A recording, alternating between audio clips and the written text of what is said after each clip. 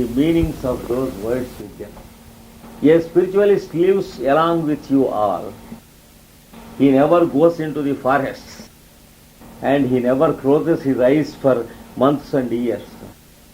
He never takes fasting, etc. and penitences. Of course, sometimes he does for medical purposes. If his body does not permit him to meditate, then he has to fast. Like that, he does it for a specific purpose. But a spiritualist has no necessity to leave us all and go into the forest. World around them is a disturbance. We are causing great disturbance in the cities. And we are a very big rush and we travel with great speed in the cities. And the spiritualist may say that he is disturbed because of our behavior.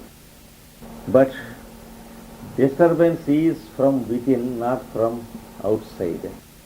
If I close my eyes and try to go into meditation, if my wife and my son are talking, if I feel disturbed, it is useless for me to practice meditation.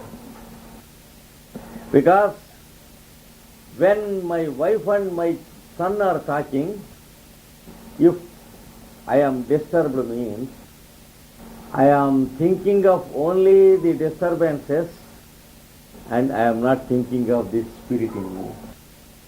If I am listening to what other people talk and close my eyes, what is the use of my meditation? One guru said he would teach meditation to the young people of the village. The young people asked him, "What should we do, sir?" Then he said, "Tomorrow, early in the morning by 4:30, you get up. Take a full shower bath. Have good clothes and come to me." They said, "Yes." One of them said, "Sir, I have to take cafe very early in the morning. Can I take it or shall I come there without taking my cafe?" Then the Guru said, "No, you are a sinner. You should not take coffee. You should come directly pure." Another fellow said, "I have to take breakfast very early in the morning. I have to take bread and butter. I cannot come out. Shall I take my breakfast or come without breakfast?" Then the Guru said, No, that's very dangerous. You should never break your fast in the morning before you come to me." So these two people also went along with others to take initiation. Then the Guru asked them to close their eyes and meditate upon the face of the Guru. He asked the first fellow, "What is it that is coming before your eyes?" He said, "A beautiful cup of coffee." And he asked the second disciple, "What are you seeing when you close your eyes?" "A nice slice of bread with good butter and a pork." So these are the things they meditate. Then the Guru said, "Remove them from your mind and think of my face." They could not remove. The first fellow saw the face of the Guru in the form of a coffee cup. The second fellow saw the face of the Guru in the form of a beautiful sandwich. So the third fellow saw the face of Guru in the form of a hot dog. The Guru tried to remove these things from their mind. He could not.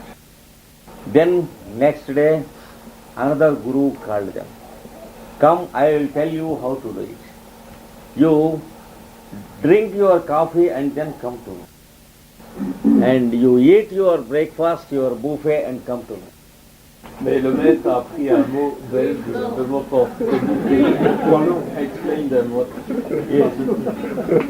In India they use it in a good sense.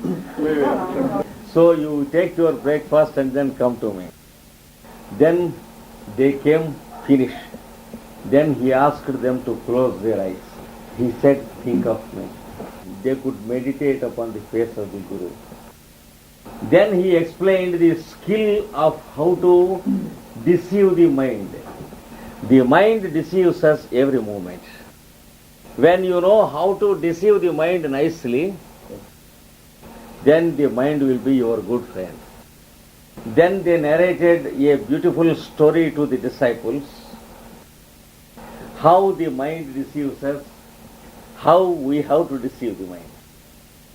He said that there was a disciple who wanted to have a mantra to improve his luck. He went to his guru and said, "Sir, give me a mantra with the help of which I can get everything done in this world." The guru said, "It is very difficult. I can give you the mantra, but it is very difficult for you to manage with it." But the disciple forced the guru, and the guru gave the disciple a mantra. "You meditate upon this mantra for 5 days, and a great giant will be your servant. You order him whatever you want. He will do it immediately. But there is one danger with that giant. Whenever you are not able to give him any work, he will eat you.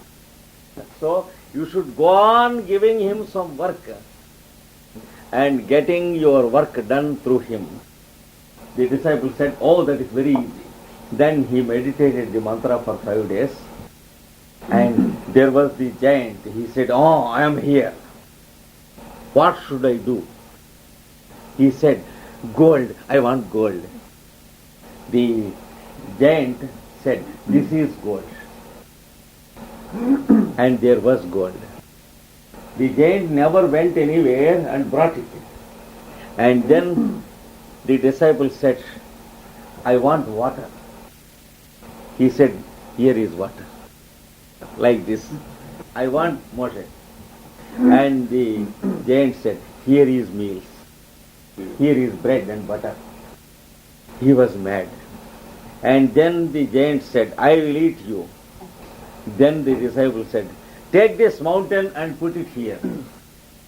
Then the giant hypnotized the disciple and said, "The mountain is not there, now it is here." And he saw that the mountain is here. The disciple was really worried. Then the giant said, "I will eat you." Then the disciple said, "Take this ocean and put it that side." He hypnotized, and it was like that. And the disciple was running and running to escape from the giant. And the giant was following the disciple, saying, "I will eat you, I will eat you." He ran to the feet of the guru and said, "Save me from." He said, "I don't know what to do now. I know only the mantram, I gave it to you. Now I don't know what to do.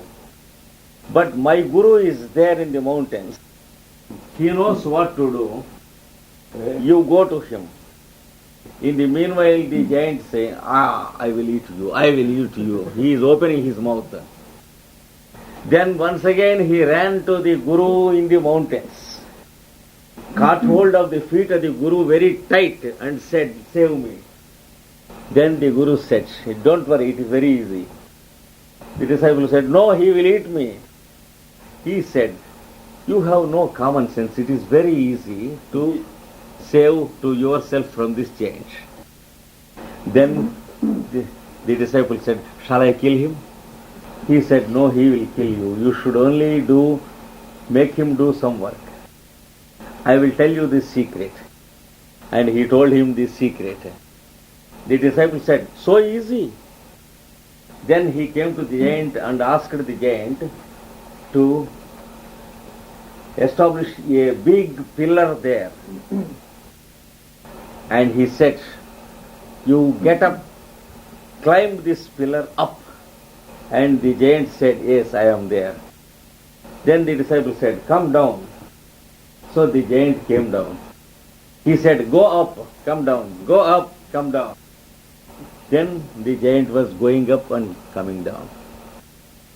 The disciple said, until I call you for some other duty. You should be doing this work faithfully. That is, you should be going up and down. Whenever there is another work, I will call you. So from that day onwards, the disciple was safe. Now do you know the meaning of this giant? It is your mind. You can never keep your mind calm unless you know how to do it. Many people say, I am worried.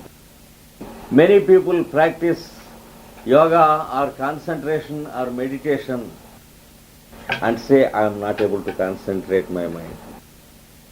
Tens and tens of years people try and fail. But it is not at all possible for them to concentrate the mind upon a point. Is there anyone who has succeeded in concentrating his mind upon a particular point for more than 2 minutes? If there is anyone here, tell me, I will be his disciple. It is not possible because that is not the procedure. The procedure is different. You have to follow the procedure. Do you know, when the student studies for the examinations, it is very, very difficult for him to remember and reproduce. He repeats his textbooks 10 times and 20 times before going to the examinations. The more number of times he repeats, the more difficult it is for him to remember and reproduce.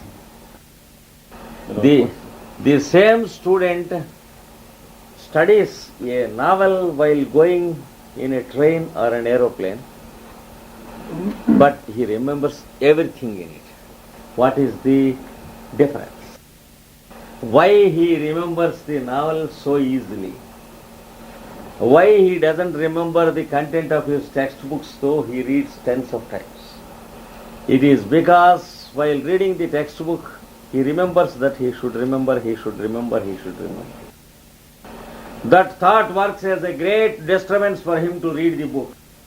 That disturbance exists between himself and the book.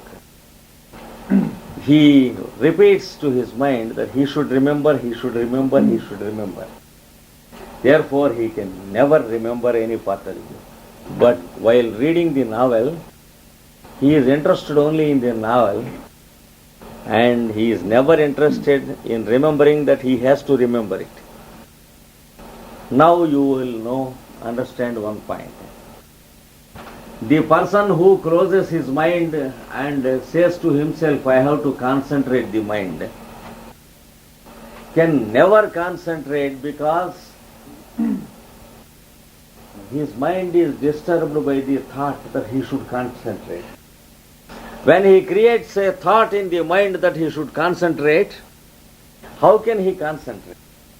When everyone in this room will shout, silence, silence, how can there be silence in the room? Yes, continuously when the thought is there that we should concentrate, how can there be concentration? So we should know this intricate mechanism of the mind, which makes us believe that it is I am.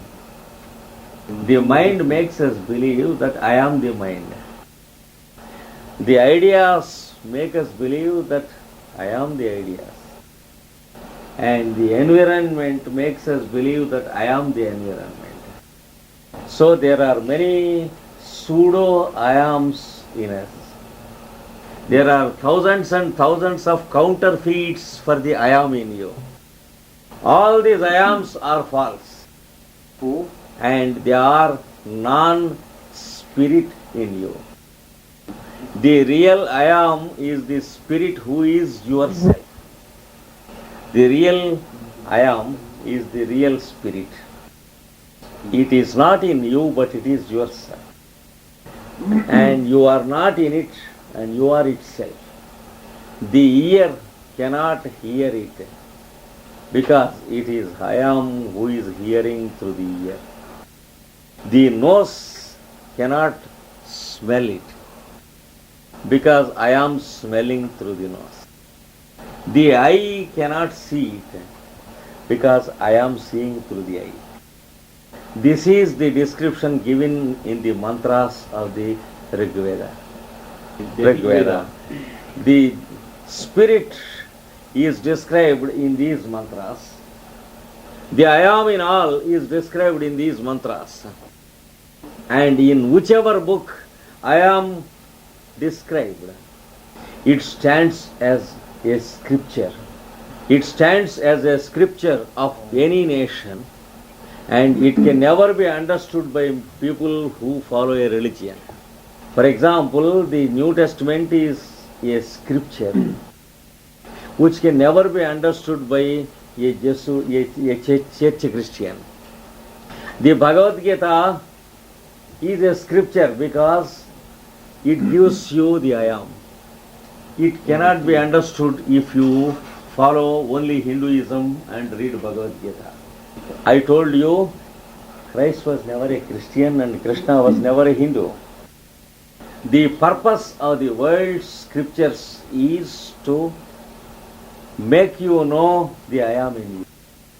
Those great people who describe it as a third person, they are the great devotees and the saints on this earth.